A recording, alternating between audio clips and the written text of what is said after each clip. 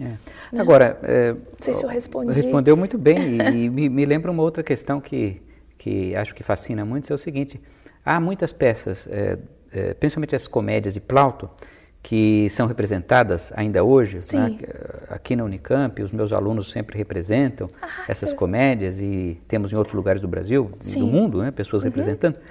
E sempre com uma ressonância muito grande, quer dizer, as pessoas gostam muito, entendem essa jocosidade, essas brincadeiras, e depois os autores posteriores, modernos, de Shakespeare em diante, retomaram algumas desses temas, né, alguns desses episódios engraçados, e isso foi perpetuado, então, na história ocidental. Então, aí eu te perguntaria assim, como é que você vê essa questão justamente dessa capacidade da comédia latina, em particular de Plauto, de transpor séculos e continuar sendo tão próxima, né, do público em tantos contextos diferentes? Pois é, olha, é uma questão que com que eu estava lidando ontem, porque estava escrevendo sobre o casamento na comédia, o casamento e o amor na comédia de Plauto. E a minha grande dificuldade foi caracterizar esse casamento na comédia de Plauto em sua especificidade. Porque, na medida, existem aspectos muito específicos. Por exemplo, uma coisa que choca ao leitor à primeira vista é o seguinte: um dos requisitos para ver casamento na comédia de Plauto é que a moça tem que ser casta. Né? Isso acontece também em literaturas modernas. Só que a convenção, quando o enredo pede para o enredo pede que a moça engravide antes do casamento, a convenção dramática é que houve uma violência sexual. Né? Isso, em comédia moderna, não cola. Né? É politicamente incorreto. E no final, no Plauto, a gente tende a ficar indignado que nada acontece com o autor dessa violência, né? A gente tem que ter um certo distanciamento para entender isso como uma convenção dramática.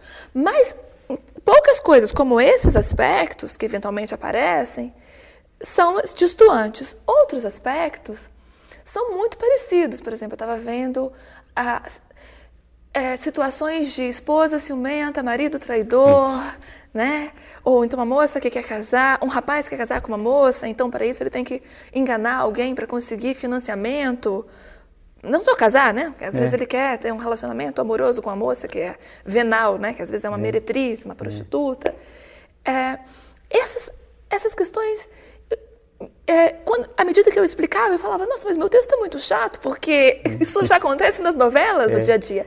E aí eu me lembrei de uma passagem do Pierre Grimald, num livro sobre o teatro antigo, em que ele propõe justamente isso, quer dizer, a comédia nova ocorrida no século IV a.C., na Grécia, e que foi adaptada a partir do século III em Roma, é uma comédia que se diferencia da chamada comédia antiga ou arcaia, que é de Aristófanes, por exemplo, justamente porque a de Aristófanes, a antiga, se direcionava, tinha como foco a vida política, a vida pública. Era, portanto, muito contextualizada num momento histórico específico, com personagens públicos, políticos, conhecidos, celebridades. Né? A comédia, políticos, poetas, etc. A comédia nova vai tratar de cidadãos comuns, da intriga com o vizinho, né? Que o vizinho é pobre, por que eu sou... O vizinho é rico, porque eu sou pobre. Situações do campo e da cidade, situações que se perpetuam até hoje, né? E entre elas a questão do amor, né? Então, os vários temas e o modo como Plauto tratou desses temas, eles acabam se eternizando até hoje, né? Até dá a impressão muitas vezes, e você poderá nos dizer se isso é assim, que autores de novelas, por exemplo, leem esses autores antigos e põem, não evidentemente o enredo inteiro, mas partes do enredo são reapropriados, por exemplo, em novelas, em filmes. Ah, sim. Por exemplo, a gente tem filmes específicos que encenam as peças de Plauto, né? Por exemplo, a Aululária, ou a Comédia da Panela, Ela já foi encenada, já foi várias vezes no Brasil, mas ela também foi adaptada, por exemplo, por Ariano Suassuna, que tem O Santo e a Porca, que foi filmado também pela Rede Globo, né, recentemente. E tem essa obra, esse livro, que é uma peça de teatro, que é disponível em forma de livro, ele tem como subtítulo Uma Imitação Nordestina de Plauto, né? Então... E é interessante porque o Ariano Suassuna justamente é um autor extremamente popular, Sim. mas que sempre retomando as tradições ibéricas, Sim. latinas, mediterrânicas. Sim. Ele faz uma mescla, né? E, inclusive, é um trabalho que até de uma orientanda minha, a Sônia... a Soninha, né? Sônia...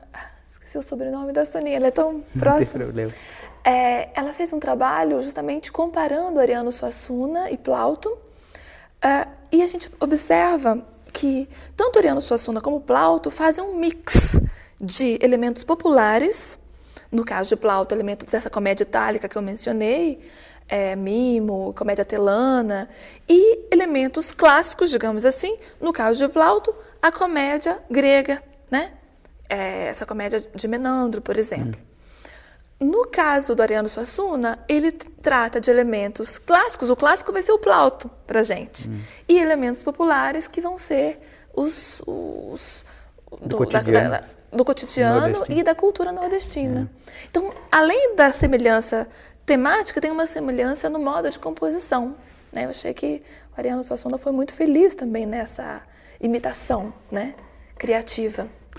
Professora Isabela, nós todos ficamos encantados, não só com a sua entrevista, como também com o tema, né, que você nos apresentou, e veremos com certeza com outros olhos, inclusive as nossas telenovelas, nossas minisséries da TV, e quem sabe também vamos, né, beber um pouco nesses autores latinos que você mencionou. Eu queria agradecer muito a sua participação hoje aqui.